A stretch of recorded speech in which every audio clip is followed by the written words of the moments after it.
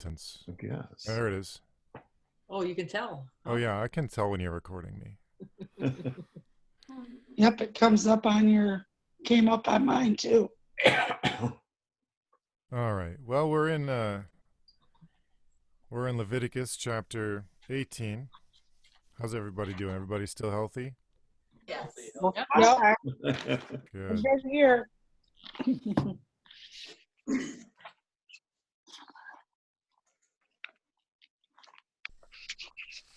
You said 18, right? Yeah, Leviticus 18. And we've only got a few verses into it though. Last week we ended we finished verse 3 last week. So we're going to start in verse 4. So verse 4 goes, carry out my ordinances and safeguard my decrees to follow them. I am Hashem your God. You shall observe my decrees, dog, and my laws, which man shall carry out, and by which he shall live. I am Hashem. So this idea of by which he shall live. Sorry, guys. Yeah, it's all right. This idea of living by God's commandments. The easiest or simplest way to understand this in colloquial English is that you're supposed to do them. You know, they're supposed to guide your life. You know, like it's a creed that you live by or something like that. But you can take it in a few different ways. So the first way that Ramban gives here potentially comes from the Talmud.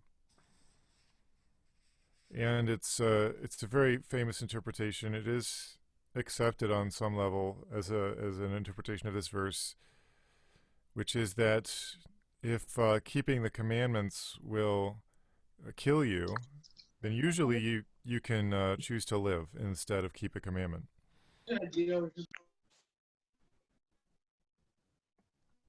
So, for example, if you're starving to death and the only food around is not kosher, a Jewish person can still eat that food.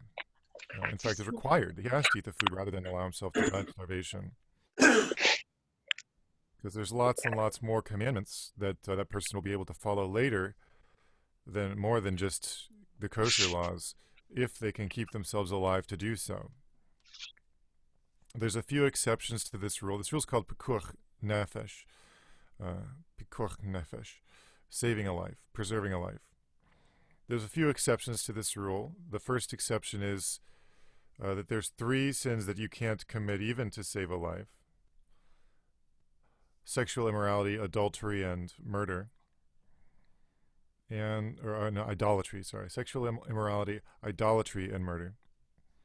And the second is in a time of persecution where people are being martyred for being Jewish or keeping the Torah. You have to be martyred rather than break the laws of the Torah. But usually, if it's a life or death situation, you can drive someone to the hospital on the Sabbath.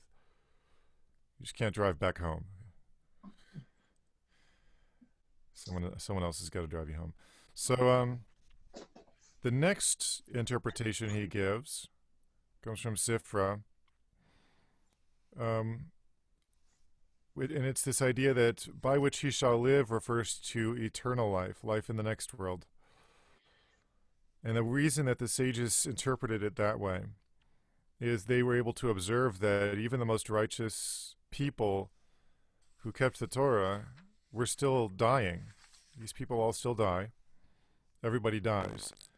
So because everybody dies, this idea of, well, if you keep the commandments, you'll live, must mean life in the world to come. Ramban elaborates on this idea of what it means to live because of obeying the commandments. And he gives 4 categories of people, which was more than I expected him to give. So I thought it was pretty interesting. The first category is one who fulfills the commandments for an ulterior motive in order to receive a reward for them in this world. Ramban says a person who does this will live for many years. They'll get wealth, they'll get possessions, and they'll get honor. And he says this is what Proverbs 3:16 is talking about. Length of days is at the Torah's right, and it's left wealth and honor. And so if you deal with the Torah this way, in order to just get life and wealth and honor in this world, then you'll get that. He says the second category is people who keep the commandments in order to have a share in the world to come. And these people merit to have that intention fulfilled, to be saved from the punishment of the wicked, and their souls will repose in goodness. And the third category he gives is people who engage in the commandments just because they love God, and at the same time they also are concerned with mundane things in this world. Like, for example, Bachya gives an example of Abraham, Isaac, and Jacob. Right? Abraham wasn't a monk. He wasn't like a hermit. He had animals, and he was a herdsman, and Jacob was a herdsman. He had sheep. Isaac planted and reaped wheat in the land of Israel, right? So they were involved in things, but they were the reason that they kept the commandments was because they loved God. The fourth category, which I would not suggest necessarily as a goal, but the fourth category would be people who abandon everything, all matters of this world, and don't concern themselves with them at all, as if they were not physical beings. And he gives the examples of Elijah and Enoch. So Elijah, as we know, was translated into heaven directly through the chariot of fire. And Enoch, there's just that short verse written about him in Genesis, that he walked with God and was not, for God took him. That Enoch, well, it's interpreted in a lot of different ways. Probably the most common tradition in Judaism is that he became an angel, but similar idea. He was just translated into the next world. This the rabbis that I've heard talk about this idea don't encourage people to get to this level. Most people are real good if they can get to that third level, where you just keep the commandments because you love God, but you still go to work. You still have, like, for example, if you have children or if you're married, you can't go to category 4 because you have responsibilities to your family, right? So Paul talks about this, a similar idea. He's like, I wish everyone were like me, and don't have no family and can just, throw everything into the wind. And but even he made tents, right? So he's not even quite there in category 4. It's real uncommon. I mean, there's 2 examples, and I don't know if there's any more. Maybe there's a few, but I can't think of any. So this the highest category we should probably consider as realistic is to keep the commandments because we love God, but to continue to do things necessary to sustain our lives, which for us in this society generally means, someone in the household goes to work and so forth. There's a few ideas about this in Pirkei Avot, which is where Ramban gets some of these categories. So, Avot here. Sure. The Mishnah. One of the tractates of the Mishnah that has no Gemara, so it's not in the Talmud. You have to get a copy of the Mishnah to have this. You can get it online. There's lots of translations of this for free online. It's a core text of Jewish ethics. So, Mishnah 1:3 says, this is Antigonus of Socho, used to say, do not be like servants who serve the master for the sake of receiving a reward, but rather be like servants who serve the master not for the sake of receiving a reward. He words this interestingly, and it's worth noting. He doesn't say don't serve the master for the sake of receiving a reward. because you are allowed to serve the master for the sake of receiving a reward. And the mainstream interpretation of this is even more generous than Ramban. Ramban says if you serve for the sake of receiving a reward in this world, that's all you'll get. But the mainstream interpretation of this, following the Gemara in Rosh Hashanah 4a, is that even a person who, this is a Baraisa, it's a really, really old tradition, even a person who gives to charity only for the reason that he should acquire enough merit that his own child be cured of an illness. So this is someone who's just a fundamentally earthly motive and really a selfish motive. Such a person is considered to be a tzaddik. A tzaddik. A tzaddik is a completely righteous person. So in this respect, this person's act in giving to charity was completely righteous. There's nothing wrong with it at all. However, there simply is even a better thing that a person can do. This is an interesting idea in itself, because most Christians have an idea that anything less than complete perfection is sinful, and there's really only one completely perfect way. Like there's a very best thing you could have done, there's a very best decision you could have made, and any other decision is deficient and therefore sinful. This idea, though, that we find in Avot is a little more nuanced. You can do one thing and it's perfectly good. There's nothing bad about it at all. But there's also something even better that you could do. And so Antigonus is saying, he doesn't say don't serve the master in order to receive a reward, but he just says don't be like the servants who do that. Don't use them as your example of the best, like the best way to serve God. Use a different kind of servant as your example of the best way to serve God. And then maybe that can be the goal, is to serve God just because you love the commandments. To finish that little Mishnah, that verse, rather, he says, let the fear of heaven be upon you, which I think is nice, because serving the master not for the sake of receiving a reward is serving out of love. And then he invokes fear as well. And I like that every time those two are juxtaposed, because it reminds me of Paul Levertov, who said love and fear are two wings. You need both in order to ascend to righteousness or to move towards God. The other Mishnah that pops out here is chapter 2, verse 2. Gamliel said, and this is a reference to that third category. I think in this third category that Ramban gives, he's referencing this idea.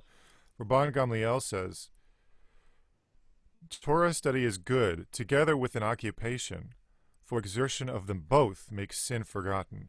All Torah study that is not joined with work, and he means your physical work, will cease in the end and lead to sin. So this is a typically, this is an idea you find several times in the Mishnah. And it sort of resonates with who we know the Pharisees to be. The Pharisees were generally people who had jobs. They were blue-collar types of people. But then they would, once they had made enough money to sustain themselves for the day, they would use the rest of their time to study Torah. Generally speaking, now there were rich Pharisees as well, but generally speaking, they were more blue-collar, and the Sadducees were the ones who were accumulating vast sums of wealth.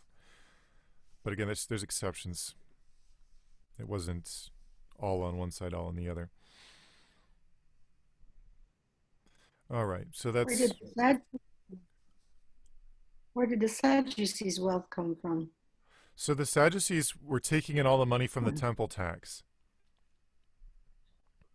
They were the priests. So all the money that people gave to the temple were going right into their pockets. Oh.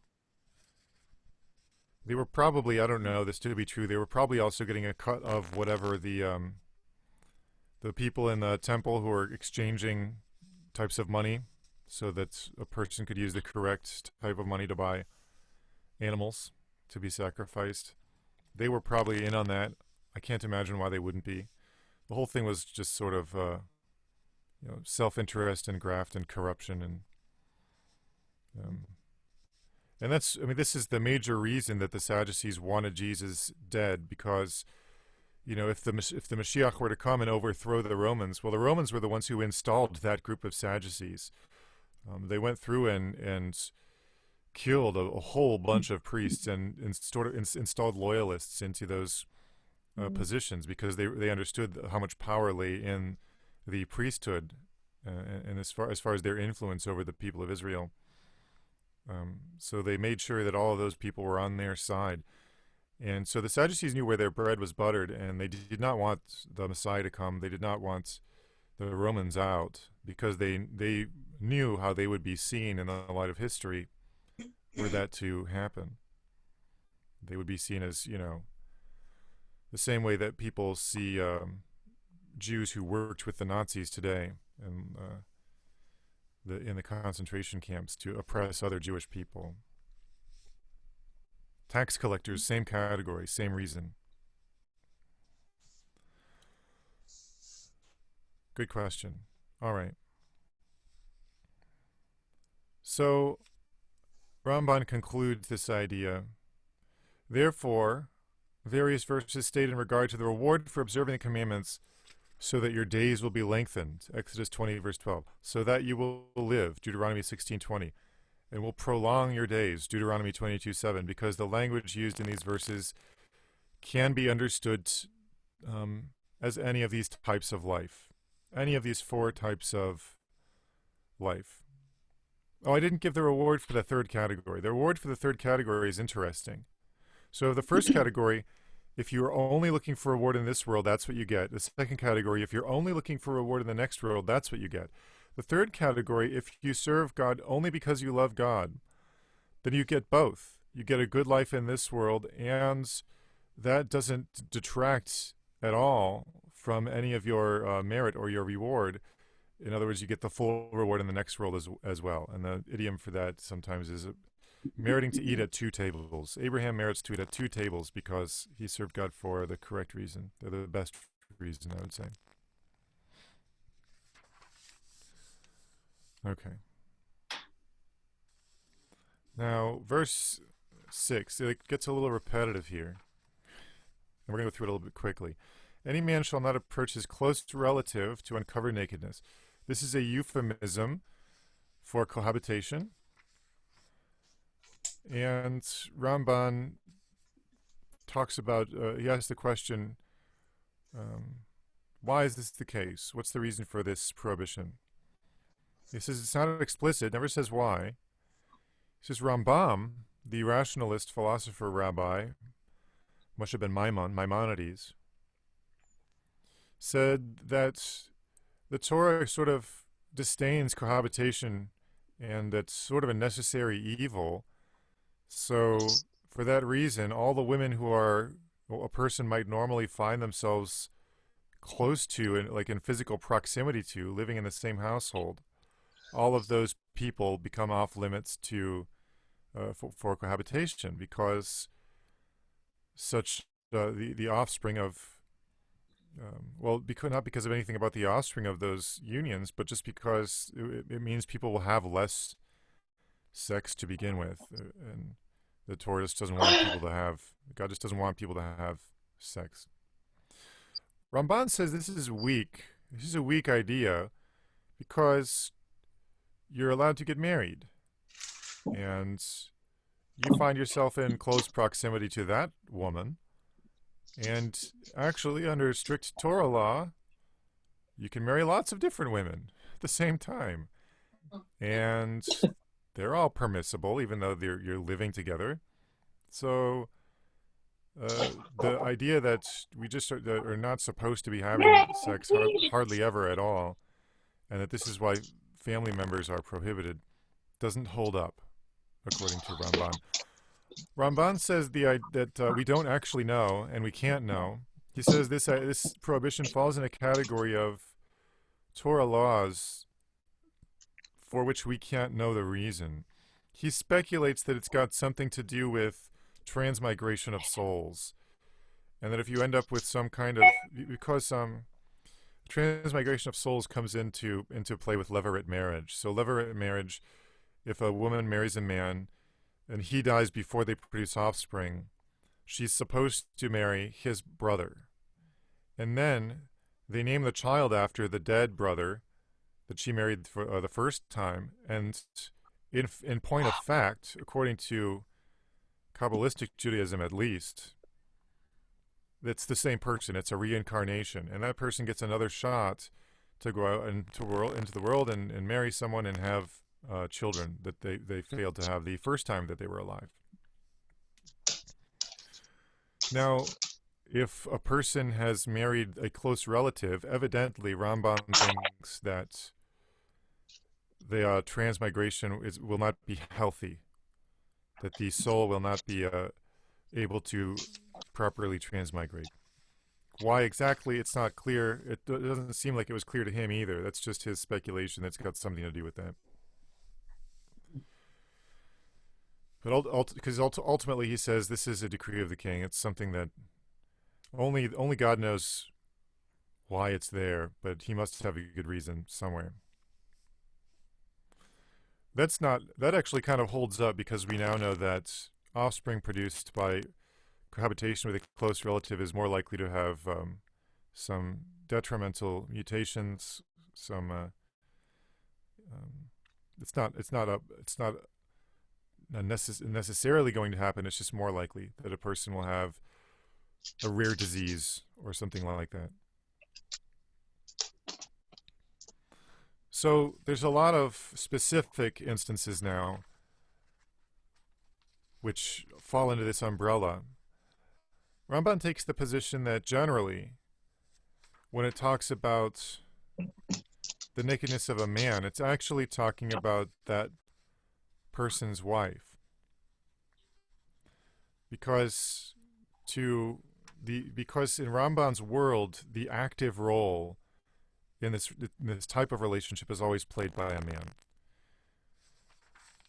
And I think that's just a cultural thing. It may not be true in our culture, but it was true in Ramban's culture. The person who pursues this type of relationship is the man, and then the woman plays more of a passive role.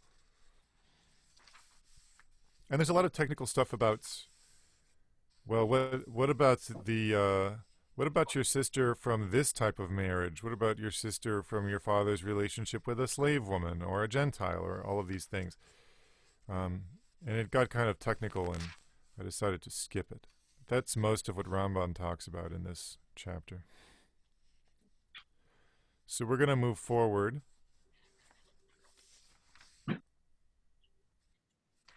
to verse 19. Leviticus 18:19. So I think we know all of these categories here.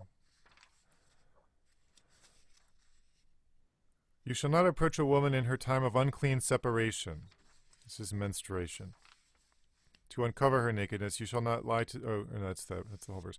So this, again, Ramban thinks that menstruation, that the blood of menstruation is qualitatively different, and it's dangerous and like poisonous. And so he says that because it's so harmful, that cohabitation with such a woman must also be harmful to one's health, spiritual and physical health. It is not actually poisonous. It's just regular blood. So that's Ramban's scientific outlook from the 1200s. We can't really blame him for that. One thing that I found almost funny is that he says if a woman who's just beginning her period gazes at a shiny iron mirror, something like red drops will be seen in the mirror, because even her gaze and the air that she's breathing produces malevolence and malignance. I'm pretty sure that we could do that experiment and find that it's not the case. But he was convinced that it was the case. I think it's probably another decree of the king. There's no specific reason why that we can discern. It's just something that God knows why. Verse 20, you shall not lie to seed with your fellow's wife to contaminate yourself with her. Why does it not use the same verbiage here? The rest of the chapter is to uncover someone's nakedness, is the euphemism used for intercourse. Here it's lying to seed. Lying to seed. So Ibn Ezra said that there's 3 reasons a person might engage in cohabitation. The first and best reason is to produce offspring. The second best reason would be because a person has excess bodily fluid, and in order to treat that medical condition, they need to engage in intercourse. The third reason is just because you want to, because you feel like it. And Ibn Ezra compares that to the reason the animals have intercourse. Scripture here is saying, according to Ibn Ezra, that even if you're doing this for the best possible reason in order to produce offspring, it's still forbidden. Ramban says, well, we're not going to consider the possibility that someone has noble and lofty reasons for this type of relationship. It's the reason that this idea of seed is mentioned here is in order to remind the reader that the offspring from such an action will be potentially liable to sins that they won't know about. So someone who doesn't know whether their dad is their father or whether this other guy that slept with his mom is his father, this person might someday accidentally marry his sister, or might accidentally someday curse his real father without knowing it, and will commit some sin that makes him liable to the death penalty if he had done it on purpose. So in order, the biggest reason for this prohibition against adultery, in this view, is in order so that everyone should know exactly who their parents are, so that they don't commit sins like incest or cursing a mother or father. Mother generally we know, but the father sometimes is in doubt.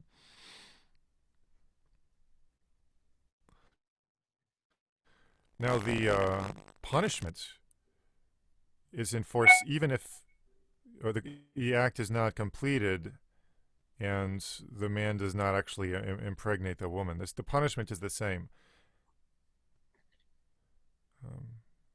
which is why when the punishment is described in a couple chapters from now, it doesn't use this same language.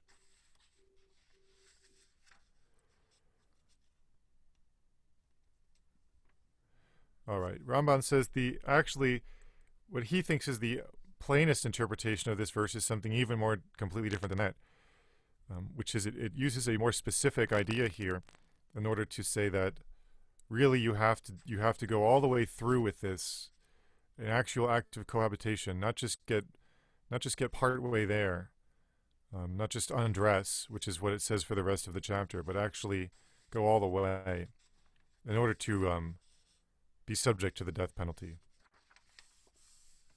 Which makes sense because if you're going to have the death penalty, it should be you have to be real careful where you draw the line for that. You don't want to be killing lots of people you don't need to kill. All right. Verse 21, you shall not present any of your children to pass through for Molech, which actually in Hebrew it's La Molech instead of La Molech, it's La Molech, which indicates that if it weren't for the preposition lamed, it would have a definite article. So it should be translated, you shall not present any of your children to pass through for the Molech. And do not profane the name of your God, I am Hashem. So what is the Molech? Ramban's going to talk about this at length. So, first thing he says is that Rashi says this is a deity, a pagan deity, an idol. It's named Molech. It's his name. Why is it called with a definite article? We'll get to that. Ibn Ezra said that this is the same deity as Milcom, the deity of the children of Ammon, which we find in 2 Kings 23. Milcom. It doesn't seem real similar in the way that I'm pronouncing it, but the Hebrew letters are nearly exactly the same. They're both just the root for king, melech, with different vowels, and then Milcom has an M on the end. So,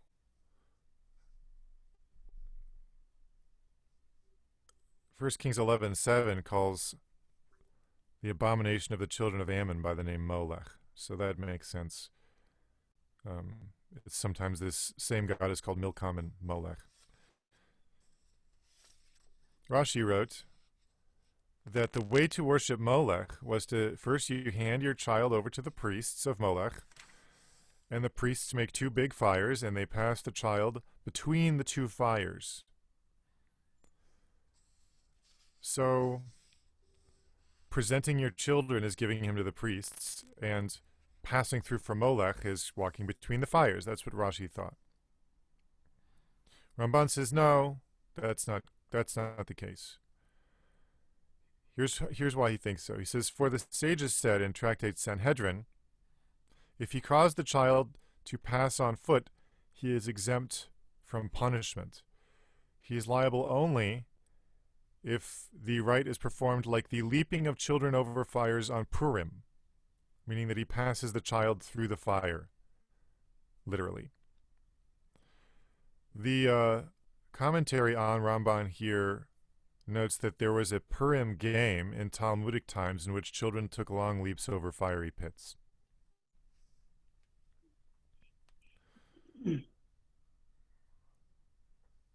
I wonder why they stopped playing that game.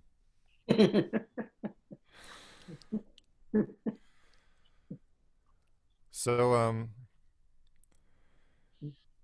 the child's being passed through the fire. Now, this doesn't necessarily mean that the child gets burned up. He's just passing through a fire. He's going to keep going here. And Scripture mentions regarding the Molech rite, both handing the child to the priests and passing him through a fire, so that the father is not culpable until he hands the child to the priests and also passes him through a fire.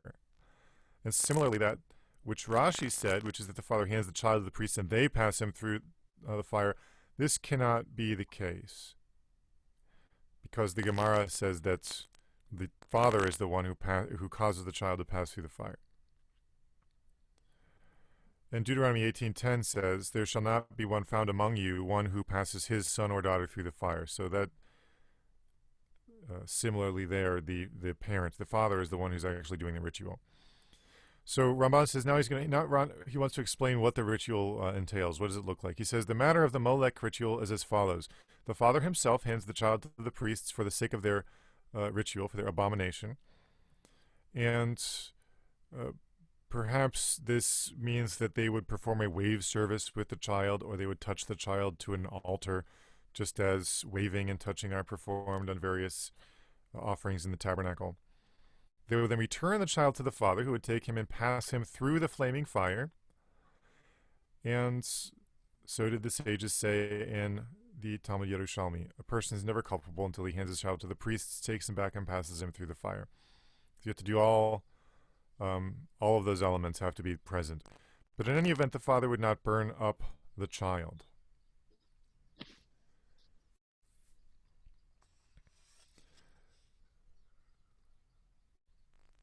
How do we know the child is not burned up?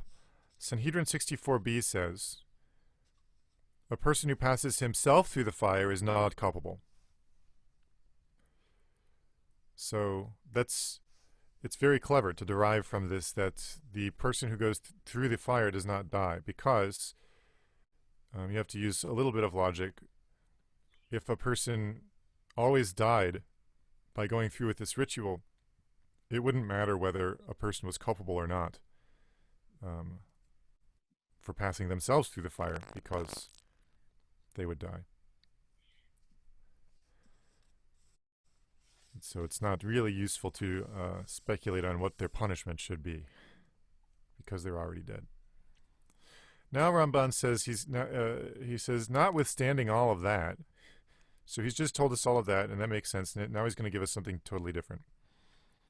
And this is what he thinks is more likely. Notwithstanding all of that, what appears most correct in my eyes from the evidence of the verses throughout Scripture is that the child was consumed by fire. And so he gives some scriptural references here. First is Ezekiel 23:37.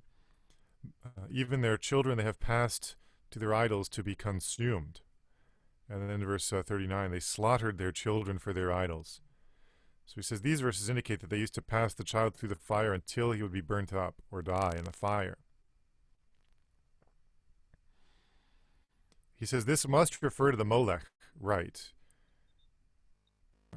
because the language is so similar. Now,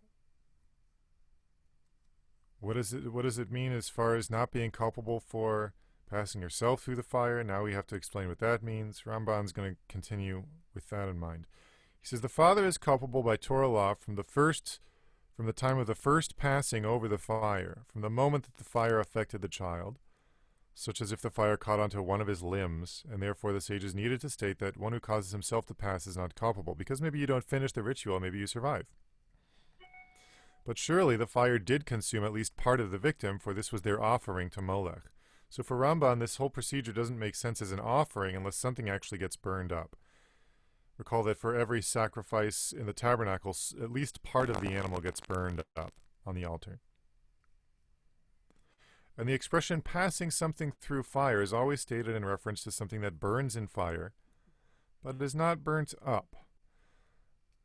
Like, for example, utensils. If you buy a fork from a Gentile and he's used it to touch non-kosher food, well, fire is the only way to purge that fork of all of the unclean food matter that might be in it. Halakhically, not scientifically, but halakhically. Detergent works real well, but it's not an accepted halakhic way to do it. Anyway, the point is that you still have a fork afterward, even after passing it through the fire.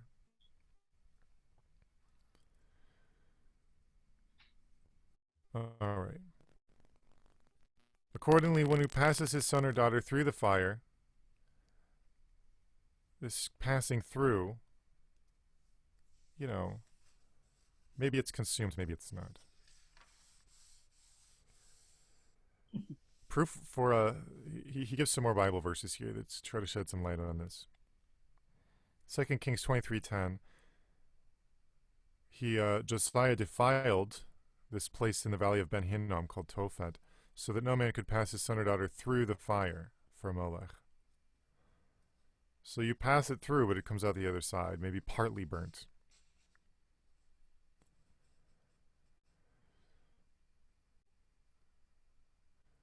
Now, another verse, 2 Kings 17:31, the Sepharvites burned their children in fire. That's a different language.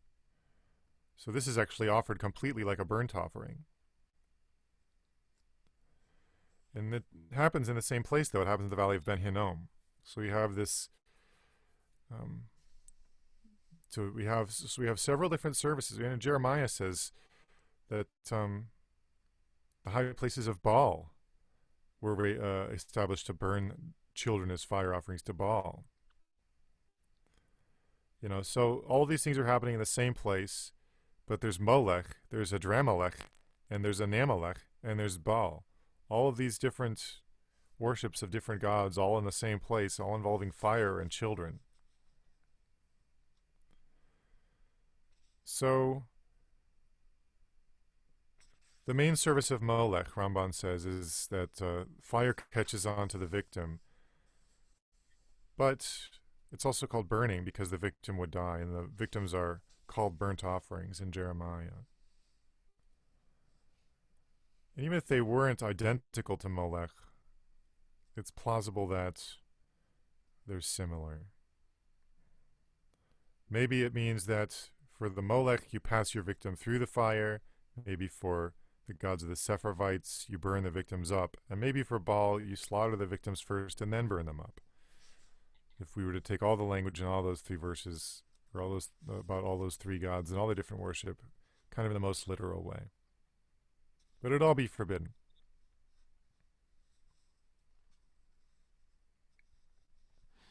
Now, he gives a story from the Gemara. So the sages said, Hezekiah, king of Judah, his father Ahaz wanted to do this to him, to burn him in fire, but his mother put salamandra oil on him. So salamandra oil comes from the salamandra, which is an animal that God created just one time, or a plant. I don't know. It's actually not clear. Ramban thinks it was just created that one time, just so they could get oil from it to put on Hezekiah, and it made him invulnerable to fire, and so he survived. So Ramban uses this story from the Gemara as proof that the most likely interpretation is that the child was burned up completely. Now, there's another difficulty with this idea of the service to Molech, which is that probably most of the time it's mentioned, or at least some of the time it's mentioned together with types of divination. So in Deuteronomy 18:10,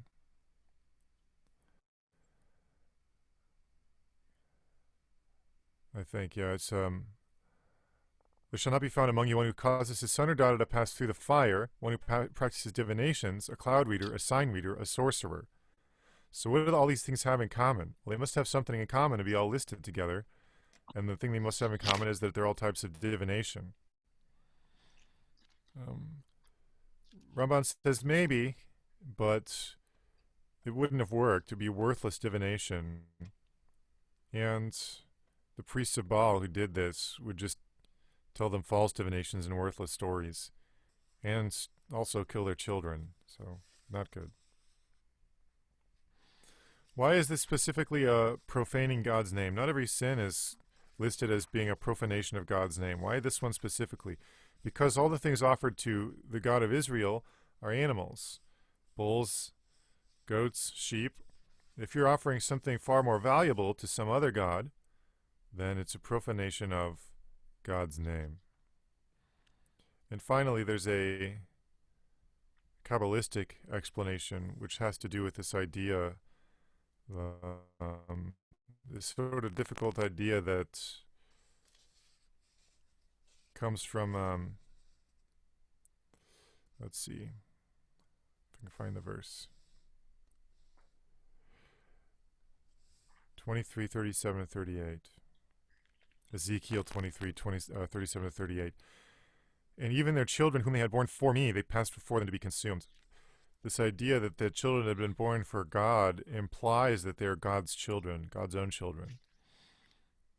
So it's a profanation of God's name in a Kabbalistic sense, because these Jewish sons and daughters are children of God in some way, not just human beings.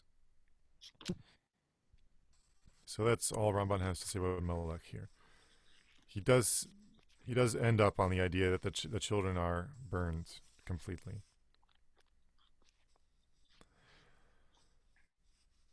All right, verse 22, "You shall not lie with a man as one lies with a woman. It is an abomination. Do not lie with any animal to be contaminated with it, and a woman shall not stand before an animal for mating. It is a perversion." The reasons for these prohibitions, according to Ramban, is that they do not produce offspring.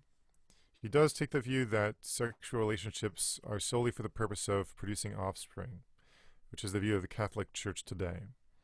And so that's why any relationship that can't actually produce offspring is forbidden. Do not become contaminated through any of these, for through all of these the nations that I expel before you became contaminated. The land became contaminated, and I recalled its iniquity upon it. There's a lot here about the land. Why look at all this? And the land disgorged its inhabitants. So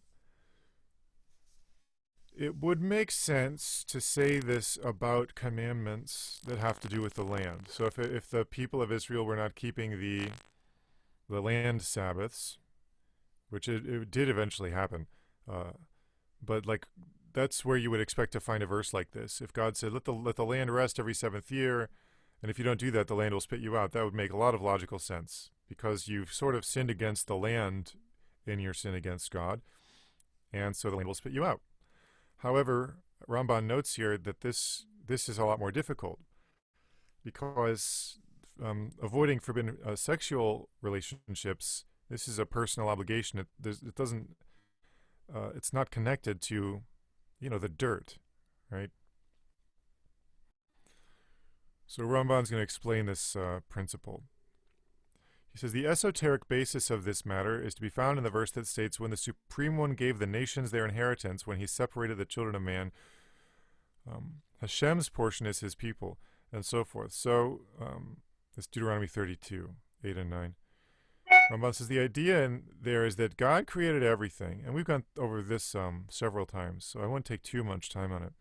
He vested power over the lower realms, so everything, all the physical world, in the upper realms, in celestial beings. So every part of the physical world has an angel in charge of it. And by angel, I don't necessarily mean a good, and not necessarily like a bad. It's just some intermediary power. Not God doesn't supervise it directly, but instead through a subordinate. And he placed an authority over each and every people in their lands by their nations a particular star or constellation, as is known in the study of astrology, as we all know. And this is the meaning of that which Scripture says, the sun, the moon, and the stars, the entire host of heaven, with which Hashem, your God, is apportioned to all the peoples, Deuteronomy 4:19. That he has apportioned constellations in the heavens to rule over the affairs of all the peoples. Again, we've gone through this numerous times. Astrology is not forbidden because it's incorrect or doesn't work. It's forbidden because of a Jewish person, and I think us by extension, we by extension, do look directly to God, not through angels as intermediaries. Now, above the constellations are angels, who he has set to be ministers over them. And he uses verses from Daniel that we're all familiar with, I think, as examples. Daniel 10, where the minister of the Persian kingdom, the prince of Persia, and then the prince of Greece, and the kings of Persia, and all these things. These are angelic ministers. And the glorious name, may he be blessed, he is the God of the powers and the Lord of the lords, or King of kings and Lord of lords. Well, who are these other lords? You ever think about that, singing that song as a kid? I did, King of kings and Lord of lords. There's other lords? Well, yeah, there's other heavenly powers, but God is the God of all of them. Like, he's the God of the gods. We wouldn't call them gods. We would call them angels or demons or, whatever they are. Seraphim, cherubim, malachim, whichever type they might be. He's their God. He is, just as he's our God. He's the Lord of all the heavenly powers. However, regarding the land of Israel specifically, the center of habitation of the world and the heritage of Hashem, specifically designated for his name, he did not place an angel over it. He designated it to his people, the Jewish people, who are the descendants of the patriarchs. And he gives the verse, Exodus 19:5, you shall be to me the most beloved treasure of all peoples, for mine is the entire world. In Jeremiah 11:4, you will be a people for me, and I will be a God for you. In other words, God will directly be the God of the Jewish people, and he'll directly be the God of the land of Israel. So other places who have other celestial officers and other powers in charge of them, those places are not as pure. So a person, in order to live there without having problems, a person does not have to be as pure as he would have to be in order to live in the land of Israel. The land itself, because God oversees it directly, the land itself does not tolerate idolatry or sexual immorality.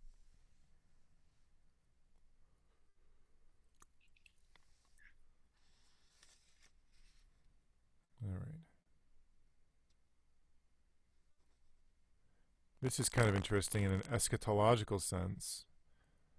In Isaiah 24:21, it talks about God punishing the hosts of heaven in heaven and the kings of the earth on earth. This idea idea being that in the end, God is going to remove all of these intermediary powers. And he will personally superintend the whole world. He'll be the God of the whole world. Isaiah 54 says that. He'll be called the God of all the world. This doesn't make sense unless you see it in this way. Directly God of all the world, not God through an intermediary power, because of course he's already God of all the world. However, he doesn't directly superintend every area the same way that he directly superintends the land of Israel or the people of Israel.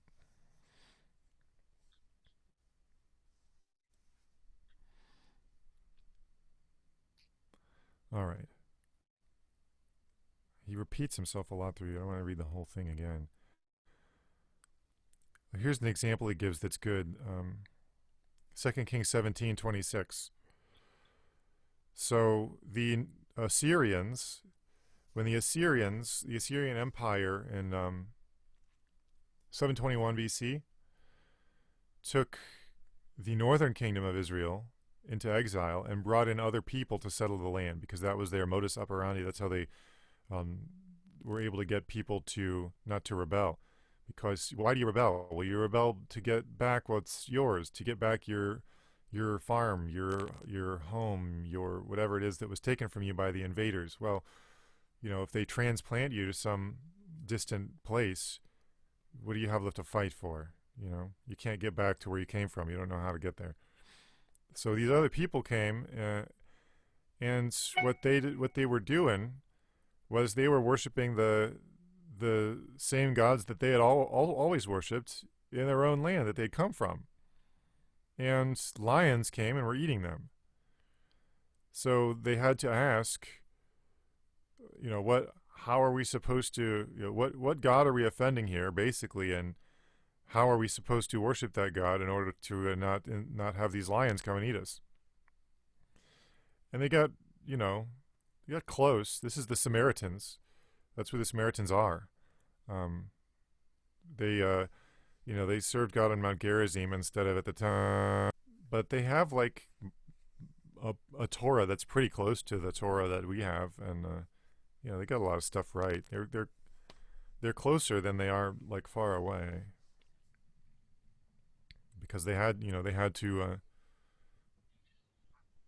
figure out what to do to stop getting eaten by lions.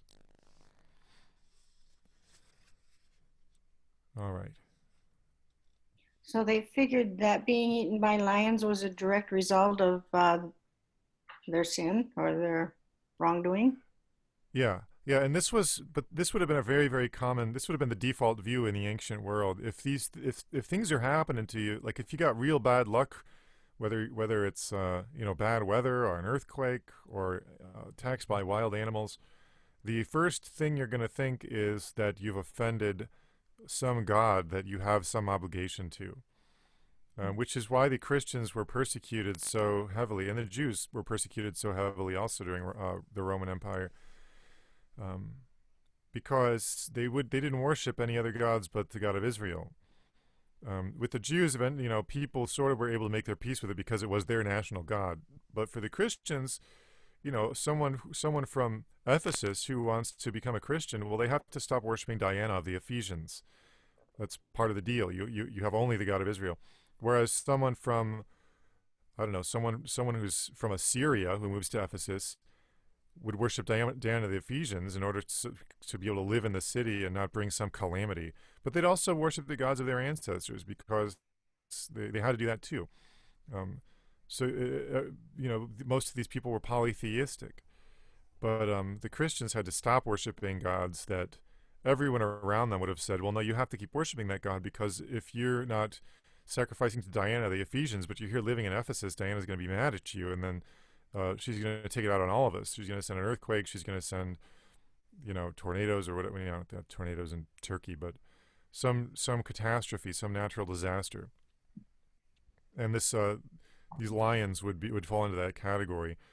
Some unforeseen calamitous, event, outbreaks of disease, basically anything bad that could happen, would have been the first place you look is for someone that's not fulfilling their obligation to the local gods. the gods of that area, specifically the geographical gods. And God sets himself up as being the equivalent of that in the land of Israel. Um, so if you're there, you have certain obligations to God that you, whether you're Jewish or not. And the Samaritans found that out when they were transplanted there. Mm. Ramban explains this is the meaning of what the sages said when they said, anyone who dwells outside the land, it is as if he has no God. For it is stated in Leviticus 25:38, I am Hashem your God who took you out of the land of Egypt to give you the land of Canaan to be God unto you, implying that if the Jewish people had never made it to the land of Canaan, God would never have been their God, even though he was the God of their ancestors, which is a wild idea. Ramban goes on to explain that and there's several verses like this. He lists a lot of them. Maybe I should read them. Well, it's 11 o'clock. We'll pick up here next week. We should get into some of these verses because it's wild once you see it, how often the living in the land is connected to having the God of Israel as your God. I mean, it's one of the reasons why the exile is such a calamitous event, because you can't really keep the Torah outside the land of Israel. Keeping the Torah outside the land of Israel is practice for when the Jewish people go back to the land of Israel, basically. Are Samaritans today, are there any Christians among them? Are there It's a good any? question. I don't know hardly anything about the Samaritans except that there's not very many of them left. Where'd they go? It was just always a really They sort of still small left? community, and people don't join the Samaritans. Like, it's not something you want to go be part of necessarily. So it's similar to any other, like the Shakers. There's only a few Shakers left. Of course, they're part of their religion is they don't like have children, but but it's kind of similar. Like there was never that many of them, and they don't have a lot to keeping them going. So. For good reason. Like they worshipped God on Mount Gerizim. I don't know if they're still doing that. Like if there's still a shrine there that person could even worship at. It's kind of a really, most little people groups that you would read about existing 2,000 years ago are not still around. People get assimilated into other groups. They go somewhere else and become something else. There's not a whole lot of, I don't know. You don't meet a lot of Ammonites. I never met a Hittite, right? They're around. These people had descendants, but they're just like, they're Turks now or something else. You mentioned something about angels or Melech, something or other. Malachim, yeah, Malachim is a plural of malach, which is the one of the words for angel in the Bible. Oh, what kind of angel is that? Generally, Yeah. when an angel shows up that kind of looks like a person and acts like a person, but they appear and disappear and obviously are not people, those are called malachim. And it's I think it actually means messenger, literally. Yeah. So like the chayot are those wheels within wheels angels, and so the seraphim have like four faces and like 6 wings. So, but a malach is so an angel that looks, basically looks like a person, as far as I've been able to tell. Good question. Maybe they're the ones that spoke with Abraham. I think so. Yeah. When Abraham sees like 3 people, and it's clear that it's actually there's angels there. They must have been malachim. They certainly were not seraphim or ophanim or chayot or cherubim, keruvim. Lots of different types of angels. Gabriel and Michael are. I'm not 100% sure. Michael shows up a lot in Jewish tradition, looking like a person. Like people see him and never realize they talk to Michael. So he might be a malach. I don't know about Gabriel. It's a good question. I haven't looked at a whole lot of Jewish angelology. Hmm. It gets pretty wild. It's a lot of fun. Where do they come up with these things? I mean, then it's not exactly biblically based, is it?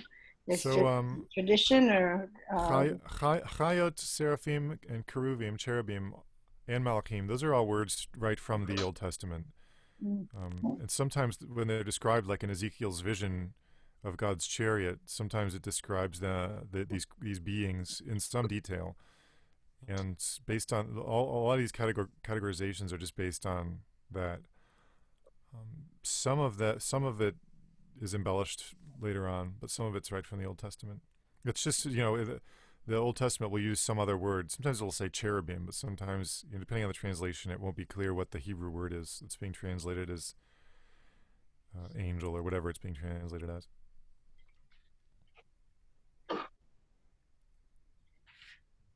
yeah, there's kind of a hierarchy amongst angels too, It right? seems like there is, because the one that talked to Joshua was the captain of the Lord's host, so he must have been in charge of some other angels.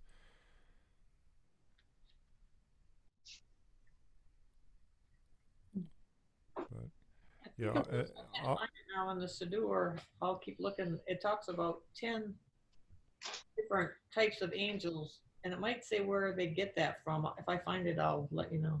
Oh, okay, that'd be cool. all right. Well, we'll pick up next week right here in on page 496.